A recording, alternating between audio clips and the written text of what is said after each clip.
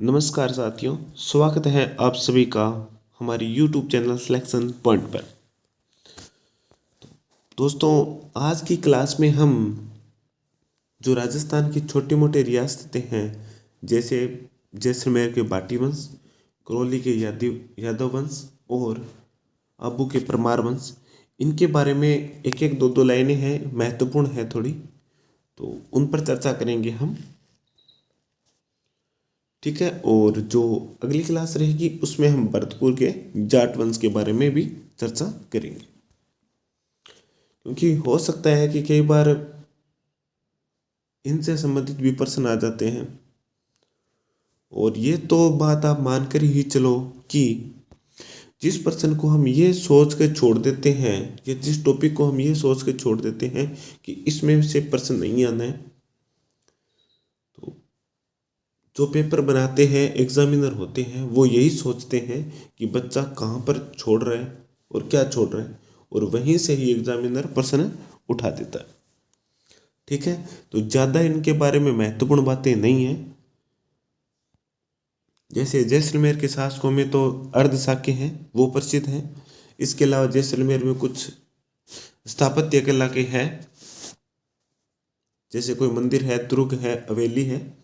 इसके अलावा करौली वंश के जो प्रारंभिक संस्थापक हैं उनके बारे में चर्चा करेंगे, और परमार वंश के भी संस्थापक हैं उनके बारे में चर्चा करेंगे। ठीक है। तो चलिए हम आज की क्लास को शुरू करते हैं। आप सभी का स्वागत है हमारे YouTube चैनल सिलेक्शन पॉइंट पर। यह है हमारा YouTube चैनल। ठीक है। राजस्थान की हिस्ट्री अभी हमारे YouTube चैनल पर चल रही है, जो मुकेश सर के द्वारा निरंतर क्लासें ली जा रही है। चलिए दोस्तों, शुरू करते हैं। सबसे पहले हम करते हैं जैसलमेर के बाटी राजवंश एवं उनके शासक। ठीक है। तो बाटियों का जो शासन था वो आपको पता है कि जैसलमेर में है, परंतु ये मूल रूप से कहाँ के थे? बटनेर के थे। बटनेर, जहाँ पर जो बटनेर का किला है हनुमानगढ़, वो भूपत बाटी के द्वारा बसाया गया था, और उसके बाद में ये बाटी जैसलमेर में आ गए थे, और जैसलमेर में उन्होंने अपनी नए राज्य का स्थापना भी की थी। जैसलमेर का बाटी राजवंश स्वयं को चंद्रवंशीय यादवों से संबंधित बताते हैं, और ये अपना संबंध श्री कृष्ण से भी जोड़ते हैं।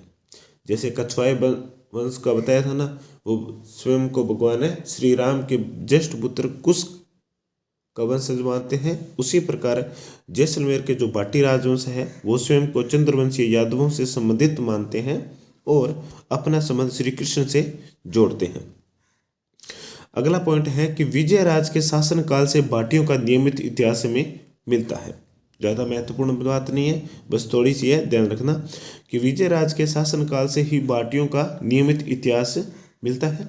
उसके बाद में विजय राज का पुत्र हुआ था भोज, वह गौरियों के विरुद्ध लड़ता हुआ वीरगति को भी प्राप्त हुआ था। ठीक है। ये थोड़ी सी महत्वपूर्ण बातें हैं, किताब में दी हुई थी, तो थोड़े ध्यान में रख लेना। अगला हमारा पॉइंट है कि इसका जो उत्तराधिकारी है वो जैसल हुआ था, और उसी ने जैसलमेर की नींव रखी थी। अब जैसल से आपको पता चल जाएगा कि इन्होंने जैसलमेर की नींव रखी थी, परंतु ये किसका पुत्र था? ये भोज का पुत्र था।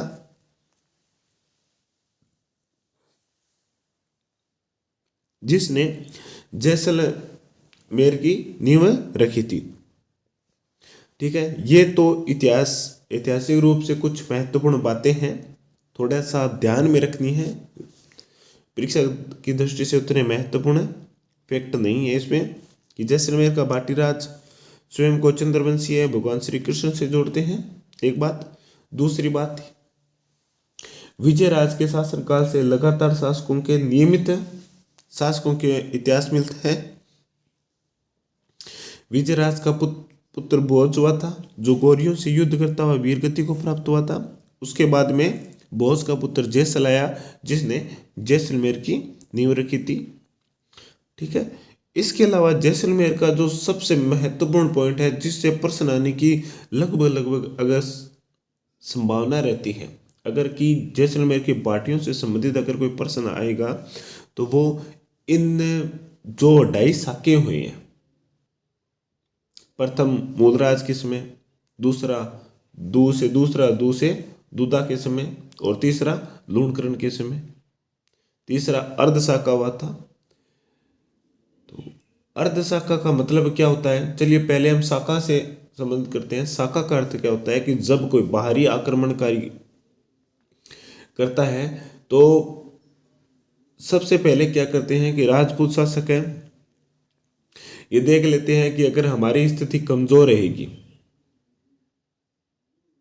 ठीक है, अगर बाहरी सेना ताकतवर है और हमारी सेना कमजोर है या हम संख्या में कम है, तो वो क्या करते हैं, अपनी स्त्रियां जो होती हैं उनको जौहर के लिए बोल देते हैं और स्वयं केसरिया यानी कि केसरी रंग का साफा पहनकर युद्ध मैदान में आ जाते हैं।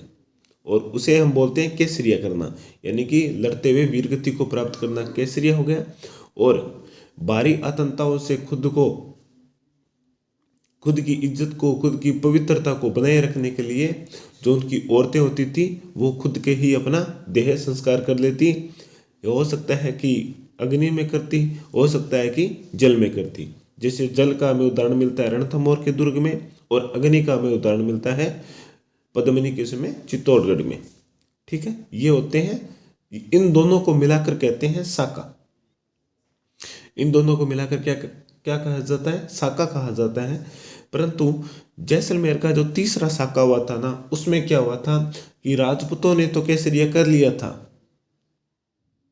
जो शासक थे उन्होंने तो केसरिया कर लिया था, परंतु उनकी औरतों ने जौहर नहीं किया था, क्योंकि उस युद्ध में राजपूतों की विजय हुई थी, तो इसलिए औरतों ने जौहर नहीं किया था, इसलिए वो अर्धशाका के नाम से प्रसिद्ध हुआ था।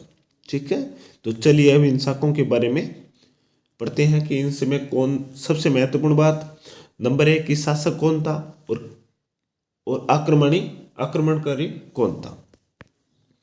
पहला शाका कि जैसलमेर के शासक मूलराज के समय हुआ, होता है ना जैसे मूल पुरुष, पहलो आदमी मूल, तो इस प्रकार आप याद रख सकते हैं कि पहला शाका मूलराज के समय, किसके समय, मूलराज के समय हुआ था। ठीक है, और आक्रमणकारी था अलाउद्दीन खिलजी। अलाउद्दीन खिलजी ने राजस्थान के लगभग जो मुख्य रियासत थी वहां पर आक्रमण किया था, और राजस्थान के जो प्रथम शाखे हुए हैं जिन भी रियासतों में, उनमें योगदान किसका है, अलाउद्दीन खिलजी का ही रहा है। ठीक है, दूसरा शाखा दू से दूदा आक्रमणकारी था फिरोज शाह तुगलक। फिरोज शाह तुगलक ने जब जैसलमेर पर आक्रमण किया था, तब राव दुद्दा उस समय जैसलमेर के शासक थे। जब पहला शाका हुआ था तब मूलराज जैसलमेर के शासक थे, और आक्रमणकारी कौन था, अलाउद्दीन। ठीक है, इन बातों को आपको याद रखना। ठीक है, तीसरा शाका हुआ था जिसे हम अर्ध शाका के नाम से जाना जाता है, क्योंकि इसमें स्त्रियों ने जौहर नहीं किया था और शासकों ने कैसर या किया था। 1550 में जब जैसलमेर के शासक कौन थे, लूणकरण, ये वही लूणकरण है मालदेव का ससुर और उमादे का पिता। ठीक है, लूणकरण ने कंधार के शासक अमीर अली को अपने यहां शरण दी थी।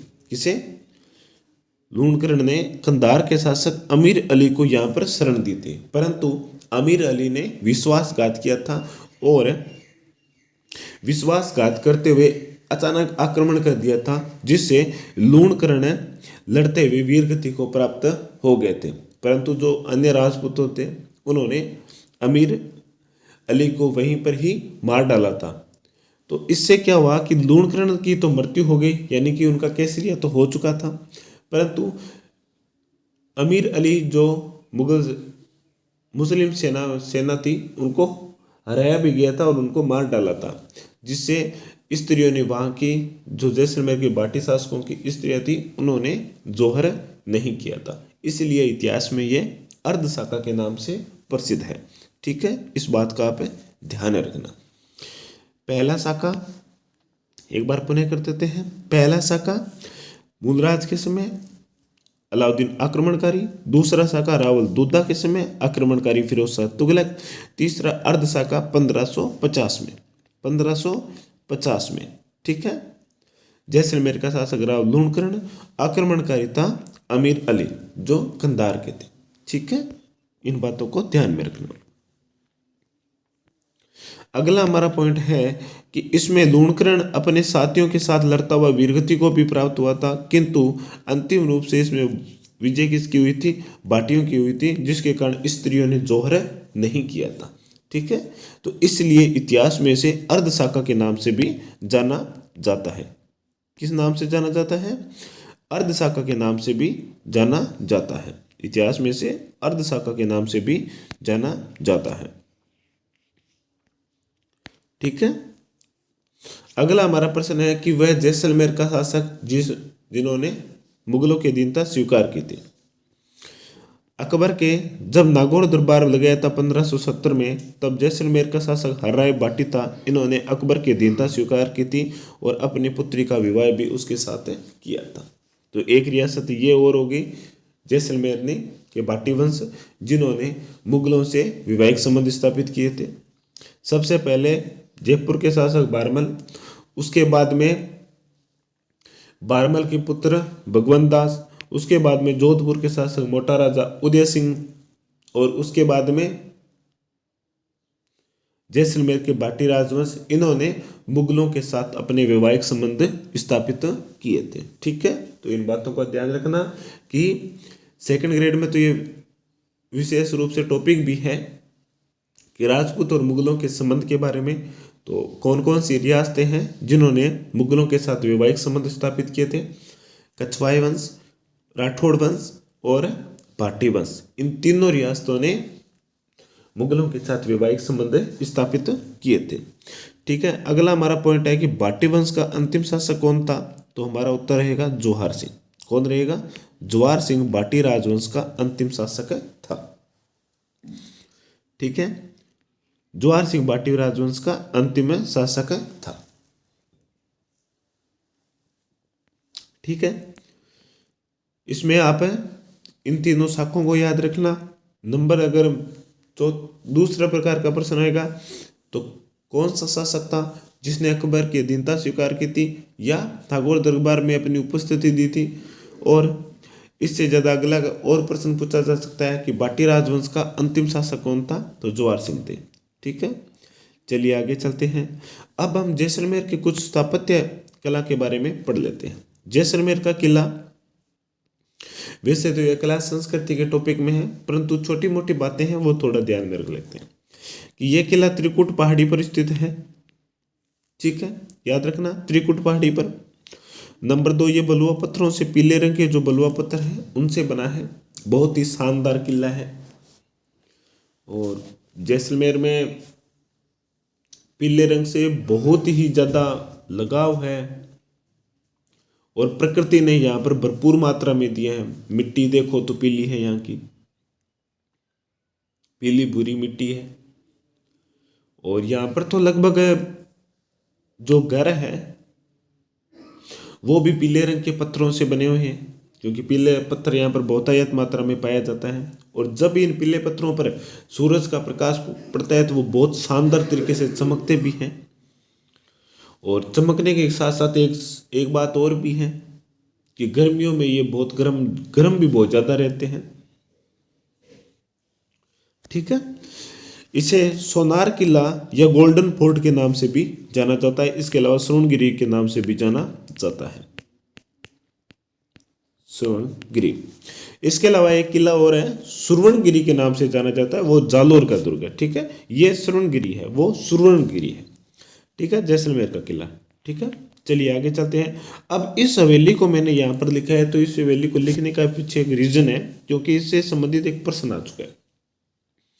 जैसलमेर में और भी हवेलियाँ हैं, परंतु पटुओं की हवेली इसलिए लिखी गई है क्योंकि इसमें एक बात लिखी गई है कि यह जैसलमेर की सबसे बड़ी और सबसे खूबसूरत है नक्काशीदार वाली हवेली कहा जाता है, जो 5 मंजिल है। अब एग्जाम में यह प्रश्न आया था कि जैसलमेर की हवेलियों में सबसे बड़ी और सबसे खूबसूरत हवेली कौन सी है?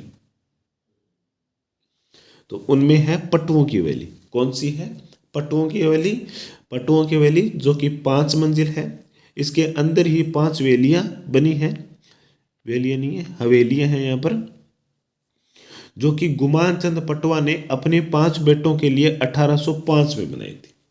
देखो सन देख लो, 5 मंजिल, पैसे पटुओं की, पैसे 5 मंजिल, और पैसे 5 मंजिल और 1805 में बनी है। कब बनी है? 1805 में बनी है।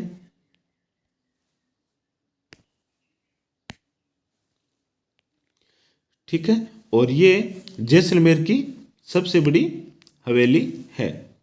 ठीक है, जैसलमेर की सबसे बड़ी और सबसे खूबसूरत हवेलियों में से माना जाता है पटुओं की हवेली। इसके अलावा नथमल की हवेली, सालिम सिंह की हवेली, वो भी प्रसिद्ध है। परंतु आपको ये एक बात याद रखनी है कि जैसलमेर की हवेलियों में सबसे खूबसूरत और सबसे बड़ी हवेली है तो वो है पटुओं की हवेली। ठीक है, चलिए आगे चलते हैं। अगला हमारा प्रश्न है तनोट मंदिर से। तनोट जो बाटी राजपूत तणुराव या तनुजी ने विक्रम संवत 1828 में तनोट माता का मंदिर बनाकर यहाँ पर मूर्ति स्थापित की थी। यह तनोट माता का जो मंदिर है वो बीएसएफ के जवानों के द्वारा यहाँ पर पूजा अर्चना की जाती है। एक बात, दूसरी बात, ये हिंगलाज माता है, उसका उनका पुनर्जन्म में माना जाता है। तनोट माता है, उन्हें हिंगलाज माता का पुनर्जन्म में माना जाता है। ठीक है, बीएसएफ के जवान यहाँ पर पूजा करते हैं। ये सैनिकों की कुल देवी भी कहा जाता है, या इन्हें थार की वैष्णो देवी भी कहा जाता है। इसके अलावा एक तनोट माता का मंदिर एक और है, जो हमारी जो वर्तमान पोस्टिंग है मद्दासर में है। बहुत ज़्यादा प्रसिद्ध है यह मंदिर। मैं यहाँ पर तो नहीं गया हूँ, परंतु इस मंदिर में गया हूँ। बहुत बड़ा भी मंदिर है और बहुत ज़्यादा प्रसिद्ध है। और यहाँ पर जो माता का अवतार है वो भी एक चमत्कारी रूप है। जो भी इस क्षेत्र में आता है वो एक बार इस मंदिर पर जरूर जाता है और माँ उनकी मनोकामना जरूर पूरी करती है। हमारे साथ भी कुछ ऐसा ही हुआ था। ठीक है, जैसलमेर और मारवाड़ क्षेत्र में यहाँ के जो क्षेत्रीय लोक देवी देवता हैं वो बहुत ज़्यादा प्रसिद्ध है और लोगों में बहुत ज़्यादा मान्य भी है। और लोग उनके लिए बहुत कुछ दान दाता भी हैं, कुछ ना कुछ करते रहते भी हैं। ठीक है, चलिए आगे चलते हैं। बड़ा बाग। ये बड़ा बाग वो है जहाँ पर जैसलमेर के शासकों की छत्रियाँ हैं। बड़ा बाग को बड़बाग के नाम से भी जाना जाता है। इसके अलावा यहाँ पर एक बांध है जो जयत सिंह या इतिहास में जय सिंह के नाम से भी प्रसिद्ध है। उन शासक ने बनाया था जिनका नाम था जय सिंह। जगत बांध नहीं है, यहाँ पर जयत बांध है। इसे थोड़ा सा सुधारना, जगत नहीं है, ये जयत बांध है, जयत बांध जय सिंह ने बनाया था। इससे क्या हुआ कि जैसलमेर का काफी जो इलाका था वो हरा भरा हो गया था। ठीक है, चलिए बड़ा बाग, जहाँ पर जैसलमेर की बाटी राजवंशों की छत्रियां बनी हुई है, इसे बड़ बाग के नाम से भी जाना जाता है। जैसलमेर के शासक जय सिंह द्वितीय ने यहाँ पर एक बांध बनाया था और यह बांध जगत बांध नहीं, यहाँ लिख देता हूं जयत बांध।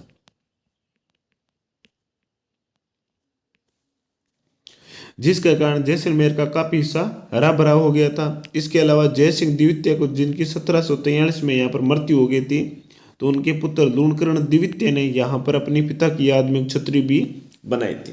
ठीक है, याद रखना, जैसलमेर का बड़ा बाग, जैसलमेर के शासकों की यहाँ पर छत्रियां हैं, इसे बरबाग भी कहा जाता है। यहाँ पर एक बांध है जो जयत बांध के नाम से जाना जाता है, जिसका निर्माण जय सिंह ने करवाया था। ठीक है, ये थे हमारे जैसलमेर के शासकों से संबंधित महत्वपूर्ण बातें, जिसमें हमने जैसलमेर में हुए 3 शाकों, अर्ध शाकों के बारे में चर्चा की। इसके अलावा जैसलमेर के शासकों जिन्होंने नागौर दरबार में अपनी उपस्थिति हर राय के बारे में पढ़ा और बाटी राजवंश के अंतिम शासक जवाहर सिंह के बारे में पढ़ा। जैसलमेर का किला जो त्रिकुट पहाड़ी पर स्थित है, गोल्डन फोर्ट या सोनार किला भी कहा जाता है। यहाँ पर पट्टुओं की हवेली है जो 1805 में गुमानचंद पट्टुओं के द्वारा निर्मित थी, और ये इतिहास की जैसलमेर की सबसे बड़ी और सबसे खूबसूरत हवेलियों में से एक है। तनोट राय मंदिर जो भाटी राजपूत तनु राय के द्वारा निर्मित है। ये तनोट माता हिंगलाज माता का पुनर्जन्म है। इसके अलावा तनोट माता के मंदिर की जो पूजा है वो बीएसएफ के जवानों के द्वारा की जाती है। बड़ा बाग जो जैसलमेर के शासकों की छतरिया यहाँ पर है, इसे बरबाग भी कहा जाता है। जय सिंह द्वितीय ने यहाँ पर जैत बांध बनाया था, और जय सिंह की मृत्यु के बाद उनके पुत्र लूणकरण ने उनकी याद में छतरी भी यहाँ पर बनाई थी। ठीक है, चलिए आगे चलते हैं। अब हम करेंगे करौली वंश से। इनके बारे में ज़्यादा बातें नहीं है, 6 से 7 लाइनें हैं, उनके बारे में जल्दी जल्दी देख लेते हैं। तो सबसे पहले मैं बता देता हूं कि करौली के जो यादव वंश थे वो भी भगवान श्री कृष्ण को समर्पित थे और अपना आपको इनका वंशज मानते थे। और जैसलमेर के भाटी राजवंश थे ना, वो स्वयं को पहले यादव वंश समझते थे, यादव भाटी है, ठीक है, और वो भी भगवान श्री कृष्ण को अपना वंशज मानते थे, स्वयं को भगवान श्री कृष्ण से जोड़ते थे, ठीक है, और स्वयं को भगवान श्री कृष्ण के वंशज के रूप में भी मानते थे। तो इसमें भाटी वंश भी है और यादव वंश भी है, ठीक है, इस बात का थोड़ा ध्यान में रखना। करौली का राजवंश है जो स्वयं को मथुरा के सूरसेन शाखा से संबोधित करते हुए अपने को भगवान श्री कृष्ण से संबंधित करते हैं और स्वयं को कृष्ण भगवान के वंशज के रूप में भी मानते हैं। ये उसी प्रकार मानते हैं जिस प्रकार भाटी शासक मानते हैं। भाटी शासक भी स्वयं को यादव मानते हैं और स्वयं को भगवान श्री कृष्ण का वंशज भी मानते हैं। करौली के यादव वंश की जो स्थापना थी वो विजयपाल के द्वारा की गई थी 1040 में, इस बात को याद रखना, ठीक है। करौली के यादव वंश की स्थापना किसने की थी? विजयपाल के द्वारा की गई थी, 1040 में की गई थी। विजयपाल ने बयाना को अपनी राजधानी बनाया था। विजयपाल ने बयाना को अपनी राजधानी बनाया था। बयाना ब्रिटिश काल में नील की खेती के लिए, नील की नहीं, अफीम की खेती के लिए प्रसिद्ध था, अफीम और नील दोनों की खेती के लिए, ठीक है। करौली के यादव वंश की स्थापना विजयपाल के द्वारा। नंबर 2, विजयपाल ने बयाना को अपनी राजधानी बनाया था। इसके बाद में आया था अर्जुन पाल 1348 में, जिसने कल्याणपुर नामक से एक नगर बसाया था जो वर्तमान में करौली के नाम से जाना जाता है। तो करौली का प्रारंभिक नाम क्या है? कल्याणपुर। जैसे जयपुर का जयनगर था ना, उसी प्रकार करौली का कल्याणपुर था। इसके बाद में धर्मपाल द्वितीय आया जिसने 1650 में करौली को अपनी राजधानी बनाया था। करौली को अपनी राजधानी किस यादव वंश ने बनाया था? तो उसका उत्तर रहेगा धर्मपाल। गोपाल पाल ने करौली में मदन मोहन जी का मंदिर भी बनाया था। इसके अलावा करौली का शासक, तत्कालीन शासक हरबख्श पाल ने 9 नवंबर 1817 को अंग्रेजों से ये संधि की थी। ये संधि थी पार्थक्य की संधि। इस संधि का नाम क्या है? पार्थक्य की संधि है। तो पार्थक्य अधीनस्थ की संधि के तहत राजस्थान की कौन सी रियासत थी जिसने सबसे पहले संधि की थी? तो वो थी करौली की, और उसके बाद में जो रियासत थी वो कोटा थी। यहाँ पर कुछ पॉइंट है कंफ्यूज वाले हैं जो हम 1857 की क्रांति में चर्चा करेंगे कि भरतपुर और अलवर ने फिर क्या किया था। उन्होंने तो 1803 में ही कर ली थी संधि। 1803 में जो संधि की गई थी वो थी सहायक संधि। तो सहायक संधि के तहत राजस्थान की कौन सी रियासत ने सबसे पहले संधि की थी? तब हमारा उत्तर रहेगा भरतपुर और अलवर। परंतु अधीनस्थ पार्थक्य के तहत सबसे पहले संधि करने वाली रियासत कौन थी? करौली और कोटा। और सबसे अंत में जो रियासत थी वो थी सिरोही, ठीक है। तो इस बात का थोड़ा ध्यान में रख लेना, ठीक है। इसके बाद में क्या हुआ? हरबख्श पाल ने अंग्रेजों से संधि कर ली। 1852 में नरसिंह पाल की मृत्यु के बाद में डलहौजी ने क्या किया कि करौली को अपने राज्य में शामिल करने का प्रयास किया था, परंतु बोर्ड ऑफ डायरेक्टर्स के द्वारा इनकी अनुमति नहीं दी गई थी, ठीक है। इसके पश्चात मदन पाल को करौली का शासक भी बना दिया गया था। ठीक है, ये बातें थोड़ी सी महत्वपूर्ण नहीं है। हाँ, ये बात जरूर है कि डलहौजी ने राजस्थान की किस रियासत को हड़पने का प्रयास किया था गोद निषेध नीति के तहत। गोद निषेध नीति के तहत तो वो थी हमारी रियासत करौली। ठीक है, चलिए एक बार पुनः थोड़ी सी चर्चा करते हैं। करौली जो स्वयं को भगवान श्री कृष्ण से संबंधित कर रखते हैं। करौली में यादव वंश की स्थापना विजयपाल के द्वारा की गई। विजयपाल ने बयानों को अपना राजधानी बनाई। इसके बाद में 1348 में अर्जुन पाल ने कल्याणपुर बसाया, जिसे वर्तमान में करौली कहा जाता है। धर्मपाल द्वितीय ने करौली को अपनी राजधानी बनाया 1650 में। इसके अलावा गोपाल पाल ने करौली में मदन मोहन मंदिर भी बनाया।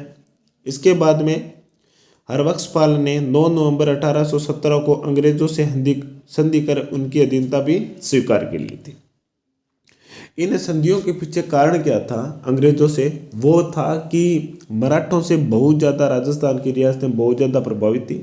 उनके द्वारा लगातार आक्रमण करते से वो परेशान थे, उनसे धन भी लूटा जाता था। तो इन्हीं मराठों से और पिंडारियों से बचने के लिए रियासतों ने अंग्रेजों से संधि करना स्वीकार किया था। ठीक है, इनके बारे में हम बड़े विस्तार से 1857 की क्रांति का जो हमारी दूसरी नेक्स्ट क्लास रहेगी उसमें हम चर्चा करेंगे।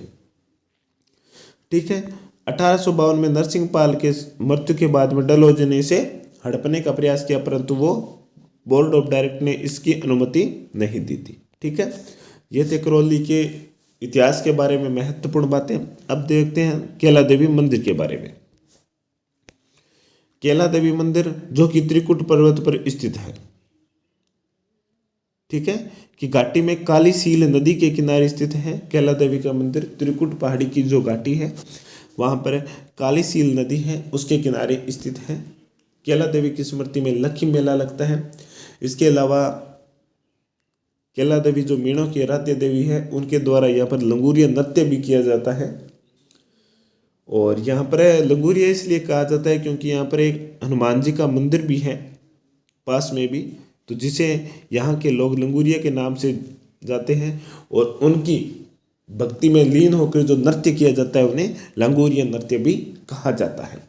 ठीक है, तो ये थोड़ी सी बात थी कैला देवी मंदिर के बारे में। त्रिकुट पहाड़ी की घाटी में स्थित है और यहाँ पर हनुमान जी का मंदिर है जिसे लंगूरिया नृत्य भी कहा जाता है। ये हम टॉपिक है राजस्थान की कला संस्कृति की जो क्लासें रहेगी मंदिर स्थापत्य उनके बारे में करेंगे, उस समय करेंगे। ठीक है, अब हम बात करते हैं आबू के परमार वंश के बारे में। इनके बारे में ज्यादा महत्वपूर्ण बातें हैं नहीं। सबसे पहले आबू में जो परमार वंश है उनका संस्थापक है धूमराज। कौन है? धूमराज। तो ये परमार वंश है, यहाँ पर राजस्थान में आए कहाँ से उनके बारे में एक दो बातें बता देता हूँ। कि आबू की जो सीमा है वो लगती है गुजरात में, और गुजरात में परमार राजवंश का शासन था। तो उन्हीं से एक शाखा बंटकर वो कहाँ आ गई? आबू में आ गई। और आबू में उन्होंने परमार वंश की नींव रखी थी। और आबू में जिसने परमार वंश की नींव रखी थी वो थे धूमराज। आबू में जिस परमार शासक ने परमार वंश की नींव रखी थी वो थे धूमराज। ठीक है, इतनी महत्वपूर्ण बातें हैं। इसके अलावा परमार वंश का एक शासक हुआ था सोम सिंह के शासनकाल में तेजपाल ने आबू में देलवाड़ा गांव में लूणम साई नामक नेमिनाथ मंदिर का निर्माण भी करवाया था। कब करवाया था? 1230 में। ये मंदिर देलवाड़ा के जो जैन मंदिर है उनमें से एक मंदिर है, वो लूणम साई का मंदिर है जो भगवान नेमिनाथ को समर्पित है। और इसका जो वास्तुकार था वो तेजपाल था, बात याद रखना। ठीक है, इसके अलावा देलवाड़ा में एक जैन मंदिर और है जो भगवान प्रथम जैन तीर्थंकर ऋषभ देव को समर्पित है। इसका निर्माण 1031 में गुजरात के चालुक्य शासक भीमदेव के मंत्री विमल साय ने करवाया था। किसने करवाया था? विमल साय ने करवाया था, इसलिए इसे विमल साई मंदिर भी कहा जाता है। यानी कि देलवाड़ा के दो मंदिर हैं, एक लूणम साई मंदिर है, दूसरा विमल साई मंदिर है। लूणम साई मंदिर का जो वास्तुकार है वो तेजपाल है, और विमल साई जो मंदिर का वास्तुकार है वो विमल साहा है, जो कि गुजरात के चालुक्य शासक भीमदेव का मंत्री था। एक बात। दूसरी बात, लूणवसाई मंदिर भगवान नेमिनाथ को समर्पित है, जो 23वें तीर्थंकर हुए हैं। जैन धर्म में 24 तीर्थंकर हुए ना, उनमें से 23वें तीर्थंकर है नेमिनाथ, प्रथम तीर्थंकर है ऋषभदेव आदिनाथ, और 24वें महावीर स्वामी। ठीक है। इसके अलावा जो देलवाड़ा में विमल साई का मंदिर है वो ऋषभदेव को समर्पित है। तो इनमें ये बातें हैं, इनके बारे में याद रखना कि किस जैन तीर्थंकर को समर्पित है, किस शासक ने के समय बनाया गया था, और वास्तुकार इनके कौन थे। 3 बातें। और चौथी बात यह भी पूछी जा सकती है कि इनमें से प्रारंभिक का मंदिर कौन सा है, तो प्रारंभिक है विमल साई, और दूसरा है वो है लूणवसाई। ठीक है, याद रखना। चलिए आगे चलते हैं। आगे का जो प्रश्न है वो आगे का जो पॉइंट है वो बहुत महत्वपूर्ण है। कैसे कि 1311 में नाडोल के चौहान शासक राव लुम्बा ने परमारों की राजधानी चंद्रावती पर अपना अधिकार करके यहाँ पर चौहान प्रभुत्व की नींव भी रखी थी। ठीक है, तो यहां पर भी चौहान राजवंश की एक शाखा रही थी। ठीक है, चौहानों के बारे में एक बार हम यहां पर थोड़ी चर्चा करते हैं कि चौहानों की पहली शुरुआत करते हैं चौहान जो कि शाकंभरी के चौहान। शाकंभरी के चौहान वंश के जो संस्थापक हैं वो है वासुदेव चौहान। कौन है? वासुदेव चौहान। शाकंभरी के जो चौहान वंश है उनके संस्थापक है वासुदेव चौहान। ठीक है, इसके बाद में जो शाखा आती है रणथंभौर। रणथंभौर की जो चौहान वंश है उनकी स्थापना किसने की थी? इसी चौहान वंश का एक शासक हुआ था गोविंदराज। कौन था? गोविंदराज। और ये गोविंदराज कौन थे? पृथ्वीराज चौहान तृतीय के पुत्र थे। इन्होंने रणथंभौर में चौहान वंश की स्थापना की थी। इसके बाद में एक शाखा और आती है नाडोल। नाडोल शाखा के संस्थापक है लक्ष्मण सिंह।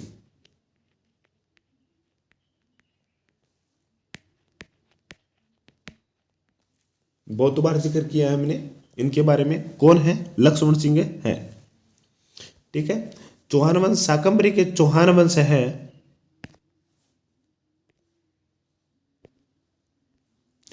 शाकंभरी के जो चौहान है उनके संस्थापक है वासुदेव चौहान।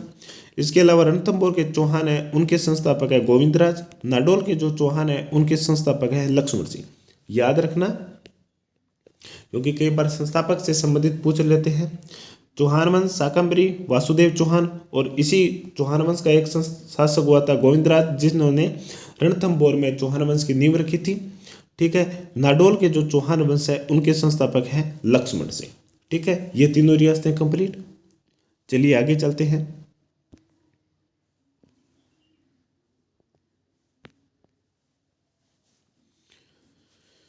नाडोल के जो चौहान हुए उनमें एक शासक हुआ था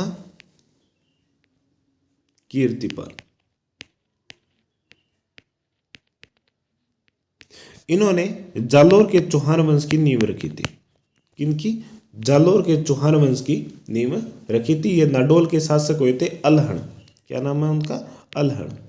अलहण के पुत्र थे कीर्तिपाल। उन्होंने जालोर में जाकर के चौहान वंश की नींव रखी थी। इसके अलावा जालोर की एक शाखा, नाडोल की एक शाखा और आती है राव लुम्बा।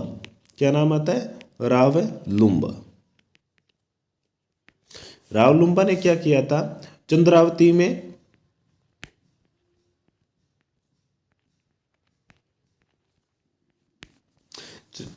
में जाकर के चौहान वंश की नींव रखी थी। नाडोल की शाखा जिसके संस्थापक हमने जिक्र किया था लक्ष्मण सिंह, इनके ही एक शासक हुए हैं अल्हण जिनके पुत्र हुए हैं कीर्तिपाल। इन्होंने जालोर में जाकर के चौहान वंश की नींव रखी थी। और एक नाडोल शाखा के एक शासक और हुए राव लुम्बा जिन्होंने चंद्रावती पर अधिकार करके वे चंद्रावती में चौहान वंश का स्थापना किया था। ठीक है, ये है चौहान वंश के जो संस्थापक हैं और उनकी शाखाएं हैं उनके बारे में। ठीक है, तो थोड़ा ध्यान में रख लेना, परीक्षा की दृष्टि से हो सकता है कि कई बार एग्जामिनर ऊपर से सीधे प्रश्न पूछ ले।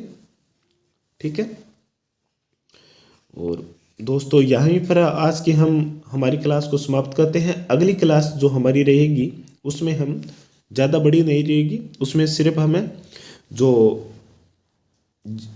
भरतपुर के जाट राजवंश हैं उनके बारे में चर्चा करेंगे, उनके मुख्य मुख्य शासक और उनके स्थापत्य के बारे में भी पढ़ेंगे।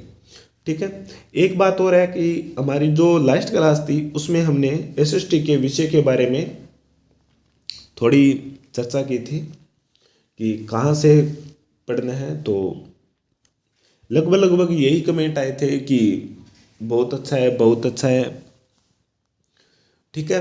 तो किसी एक ने ये भी कमेंट किया था कि सर किताबें बहुत ज़्यादा हैं तो हम नहीं पढ़ पाएंगे, आपने मैटर बहुत ज़्यादा बढ़ा दिया है। अरे मैटर मैंने बहुत ज़्यादा नहीं बताया, आपको एक दिन लगेगा इन किताबों को अप्रूव करने में, आप कहीं से भी प्राप्त कर लेते। ठीक है। और लगभग आपको ये किताबें मिल जाएगी। एनसीईआरटी की तो में तो कोई दिक्कत ही नहीं है, जो पुरानी किताबें हैं 9वीं 10वीं 11वीं 12वीं की वो भी आपको मिल जाएगी, उनकी फ़ोटो कॉपी मिल जाएगी। और जो पुराने हैं, जो पुराने टाइम से लगे हुए हैं तैयारी करने में, साल 1.5 साल, उनके पास तो लगभग मिल ही भी जाएगी। तो जब आप पढ़ने बैठोगे और जब आप पढ़ोगे तब आपको ये पता चल जाएगा कि इसमें समय कम लगेगा। कैसे कि मान लो कि इन किताबों में एक टॉपिक है, जैसे समाजशास्त्र में हमने कोई टॉपिक लिया, मान लो समुदाय के नाम से हमने टॉपिक लिया, वो मान लो कि उसमें 4 पेजों में है, तो वो 4 पेज आप 1 घंटे में कंप्लीट कर लोगे, एक नहीं तो 1.5 घंटे में कंप्लीट कर लोगे, तो 1.5 घंटों के साथ साथ आपका टॉपिक भी कंप्लीट हो गया ना। क्योंकि मैंने बताया ना, एक पेज में सभी लाइनें याद करने की नहीं होती है, उसमें बहुत कम लाइनें होती है जो याद करने की होती है। तो 1.5 घंटों में आप उस टॉपिक को कंप्लीट कर लोगे। तो ये देखो नहीं, अब आप उस टॉपिक को अपने जो सिलेबस है उसमें से काटा लगाओ, तो आपको एक मन को हौसला मिलेगा कि हमने एक टॉपिक कंप्लीट कर लिया। ठीक है। अभी आप उसे किसी गाइड से करोगे तो उसमें लाइन टू लाइन, अगर 4 पेज है तो उनकी चारों पेजों की एक पेज में 20 लाइनें हैं, तो आपको 80 से 80 लाइनें तो आपको याद करनी पड़ेगी, 80 से 80 लाइन। अब एक तरफ 80 लाइनें हैं और एक तरफ 30 लाइनें, और उन्हीं 30 लाइनों में से प्रश्न आएगा। ठीक है। तो थोड़ा दिमाग को थोड़ा सा शांत करें और आसानी यही रहेगी। आपको 5 महीने में अगर आपको रिवीजन करना है तो रिवीजन के लिए और तैयारी करने के लिए सबसे बेस्ट चीज़ बताई है मैंने आपको, तो उन पर थोड़ा फोकस करके गाइडों को एक तरफ करते हुए उन किताबों को ज़्यादा महत्व देवें। ठीक है दोस्तों। तो चलिए दोस्तों, हम मिलते हैं हमारी अगली क्लास में, और अगली क्लास जो हमारी रहेगी वो रहेगी भरतपुर की जाट वंश से, और उसके बाद में हम 1857 की क्रांति के बारे में भी क्लास रहेगी। ठीक है दोस्तों। और इसी तरह की नई अपडेट चाहते हो तो आप हमारे टेलीग्राम चैनल को भी ज्वाइन कर लीजिए, जिनका डिस्क्रिप्शन यूट्यूब जिसका लिंक है यूट्यूब चैनल के डिस्क्रिप्शन में दिया हुआ है, एक बात। और दूसरी बात, अगर आप हमारे चैनल पर पहली बार हो तो हमारे यूट्यूब चैनल सिलेक्शन पॉइंट को सब्सक्राइब कीजिए, और हमारी जो टीम है सिलेक्शन पॉइंट की वो आपको लगातार इसी प्रकार की अच्छी अच्छी क्लासों से अवगत कराती रहेगी, और ये क्लासें आपको निःशुल्क प्राप्त है, एक बात। और दूसरी बात ये है कि इसमें कोई ऐसा नहीं है कि भाई टाइम पास वाली बात है, इसमें बहुत मेहनत करके क्लास बनाई जा रही है ताकि आपका ज़्यादा से ज़्यादा फायदा हो। ठीक है। तो चलिए दोस्तों, मिलते हैं अगली क्लास में। जय हिंद, जय भारत।